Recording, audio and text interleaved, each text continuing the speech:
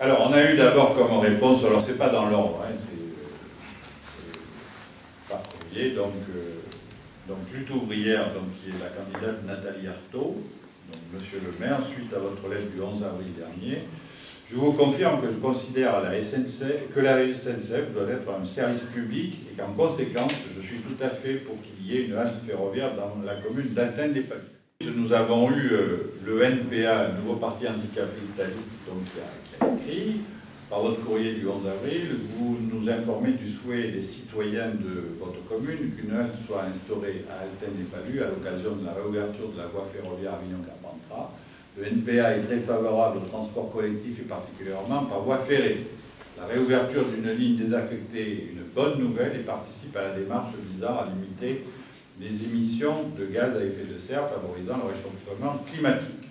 C'est donc avec plaisir que le NPA et son candidat Philippe Poutou apportent leur soutien total à votre demande d'instaurer une halte ferroviaire dans votre commune.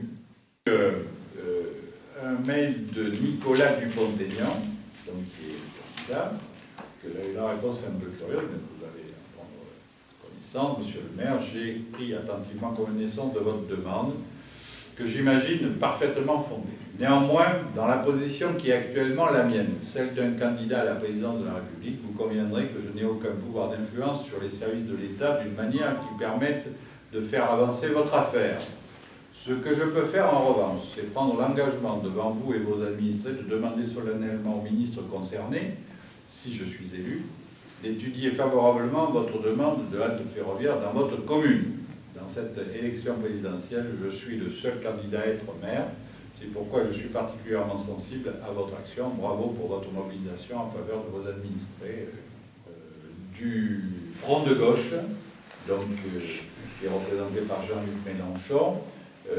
Alors, ça a été un appel téléphonique, je suis désolé, je n'ai pas de nom, mais bien entendu, le Front de gauche est pour la réouverture des voies de chemin de fer, y compris les voies secondaires, et surtout les voies secondaires, puisque là, on est vraiment dans le cœur du service public. Et bien entendu, le Front de gauche appuiera notre démarche de réouverture de la halte d'Alten, tenant compte de l'enjeu humain et économique qu'il représente. Donc on a cet appui supplémentaire par la bouche du correspondant local du Front de gauche, qui est Roger Martin. Ensuite, on a la réponse de François Hollande qui est arrivée. Donc, monsieur le maire, par votre courrier du 11 avril, vous avez tenu à attirer l'attention de François Hollande sur le projet de réouverture de la ligne ferroviaire Avignon-Carpentras, plus particulièrement sur la halte desservant votre commune et ses environs. Je vous en remercie. Les déplacements de vie quotidienne mettent aujourd'hui à mal la qualité de vie des Français. Ils sont coûteux en termes de prix. Les transports représentent le poste de dépense le plus élevé dans le budget des ménages après le logement. En termes de temps et d'énergie, la qualité et la fiabilité du service est en dégradé.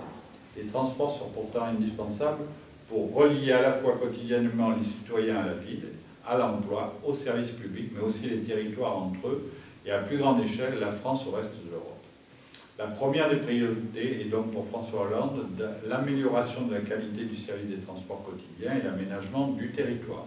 C'est l'engagement numéro 28 qu'il a pris dans son projet présidentiel. Je relancerai, donc c'est la citation, je relancerai la politique des transports pour lutter contre la fracture territoriale qui exclut une partie des habitants de l'accès aux emplois et aux services publics. Ma priorité sera d'apporter, tant en Île-de-France que dans les autres régions, une réponse à la qualité de service des trains du quotidien, ainsi qu'à la desserte des territoires enclavés. L'État doit reprendre toute sa place dans la définition d'une politique de transport global, au service de l'aménagement du territoire, de son efficacité économique. Cependant, dans un cadre budgétaire très contraint, il conviendra d'établir des priorités suivant les critères socio-économiques et environnementaux objectifs.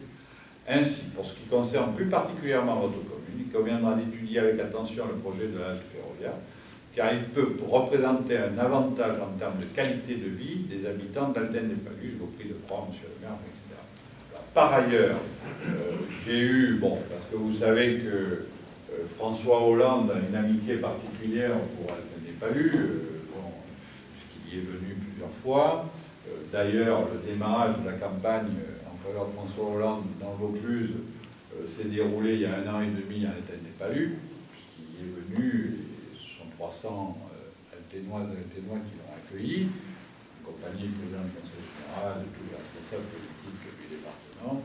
Et donc je l'ai eu ce matin au téléphone, puisque on se connaît par ailleurs, et il m'a assuré que de son engagement pour cette question de la halte ferroviaire, et qu'on ne peut pas envisager, bien sûr, qu'un investissement de 117 millions d'euros, quand même, consenti par l'État, la région, les collectivités locales, SNCF, RFF. Mais n'oublions pas que nous, ici, Alténois, par le biais de la communauté, on contribue à hauteur de 3,5 millions sur cet investissement.